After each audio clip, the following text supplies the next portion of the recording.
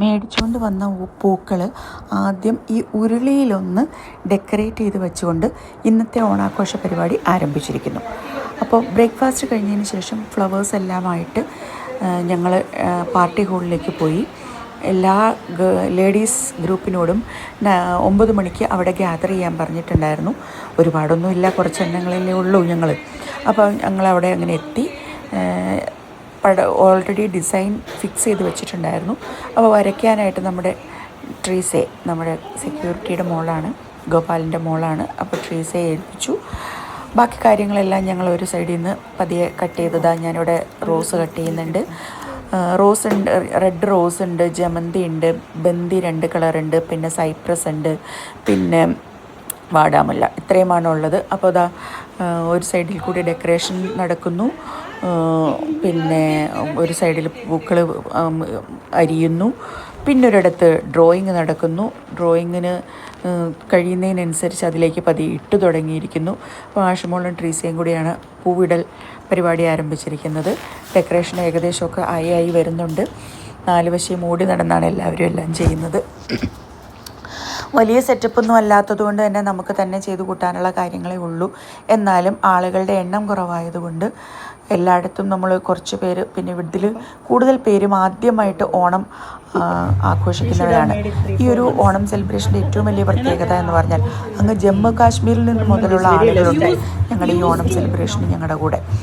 അപ്പോൾ അവരുടെയൊക്കെ ലൈഫിലെ ആദ്യത്തെ ഓണമാണ് ഇതുപോലെ കേരളത്തിൽ. അതിനെ ഏറ്റവും നന്നാക്കിയെടുക്കാൻ ഞാൻ എൻ്റെ മാക്സിമം ശ്രമിച്ചിട്ടുണ്ട്.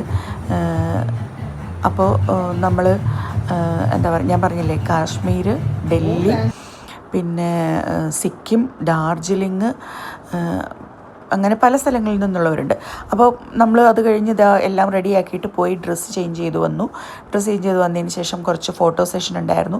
എല്ലാവരും ഫാമിലി തിരിഞ്ഞും അല്ലാതെയും ഗ്രൂപ്പായിട്ടുമൊക്കെ ഫോട്ടോ എടുത്തു. അപ്പോൾ അതാണ് നമ്മുടെ ഓണം പൂക്കളത്തിൻ്റെ ഫൈനൽ ലുക്ക് വരുന്നത് കേട്ടോ. നമ്മുടെ കയ്യിലുള്ള പൂക്കളുടെ അവൈലബിലിറ്റിക്ക് അനുസരിച്ച് നമ്മൾ കുറച്ച് എക്സ്റ്റൻഷനൊക്കെ ചെയ്ത് ആണ് ഈ ഒരു ഡിസൈൻ ഇങ്ങനെ ഫിക്സ് ആക്കി എടുത്തത്. അത് കഴിഞ്ഞിട്ട് അതിന് മുകളിലേക്കുള്ള ആ ഒരു വോള് നമുക്ക് അത്യാവശ്യം പിക്ചറിന് ഫോട്ടോസ് എടുക്കുമ്പോൾ ബാക്ക്ഗ്രൗണ്ട് വരേണ്ടതായതുകൊണ്ട് ആ വോളിനെയും കൂടിയാണ് നമ്മൾ ഡെക്കറേറ്റ് ചെയ്തെടുത്തിരിക്കുന്നത്. അപ്പോൾ അത്രയും പോർഷൻസ് നല്ല രീതിയിൽ സെറ്റ് ചെയ്ത് വെച്ചിട്ട് ഞങ്ങൾ നമ്മുടെ കാര്യപരിപാടികളിലേക്ക് കടന്നു. ഫുഡ് നമ്മൾ കാറ്ററിംഗ് സർവീസിനെ ഏൽപ്പിച്ചിരിക്കുകയായിരുന്നു. അപ്പോൾ അവർ ഫുഡ് കൊണ്ടുവന്ന് നമുക്ക് ഡെലിവറി ചെയ്തു. അപ്പോൾ ഫുഡ് ഡെലിവറി ചെയ്തതിന് ശേഷം നമ്മൾ പിന്നെ അമ്മച്ചിമാരെല്ലാവരും എത്തിയിട്ടുണ്ട് കേട്ടോ. അപ്പോൾ എല്ലാവരും കൂടി വന്ന് ഇരുന്ന് നമ്മൾ പിന്നെ പതിയെ ഫുഡിൻ്റെ പരിപാടികളിലേക്കൊക്കെ കടന്നു. സദ്യ വിളമ്പാൻ തുടങ്ങി.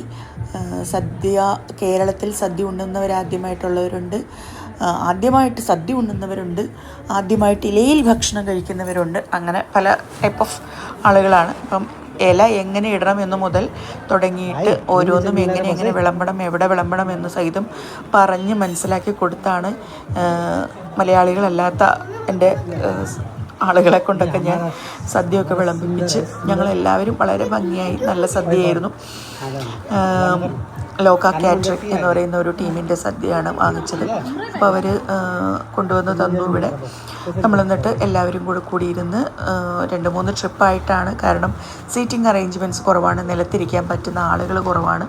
അതുകൊണ്ട് നിലത്തിരിക്കാൻ പറ്റുന്നവർ നിലത്തിരുന്നു, അല്ലാത്തവരൊക്കെ മുകളിലിരുന്നു. അങ്ങനെ മുകളിലിരിക്കേണ്ടവർക്ക് വേണ്ടിയിട്ട് കുറച്ച് 2-3 ട്രിപ്പ് ഇരിക്കേണ്ടി വന്നു.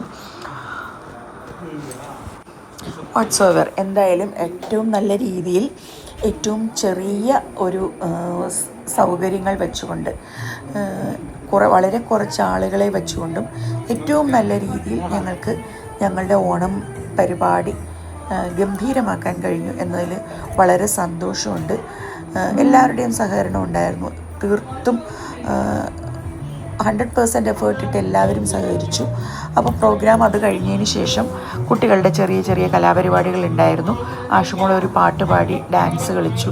അങ്ങനെ ആഷുമോൾ മാത്രമല്ല, കുട്ടികൾ അവരാകെ 2-3 പേരേ ഉള്ളൂ. അവരെ കൊണ്ട് പറ്റുന്ന പോലെ അവർ ചെയ്തു. പിന്നെ അത് കൂടാണ്ട് പറ്റുന്നവരൊക്കെ ഓരോ പരിപാടികൾ ചെയ്ത് സെൽഫിയോടുകൂടി ഞങ്ങളിത് അവസാനിപ്പിച്ചു.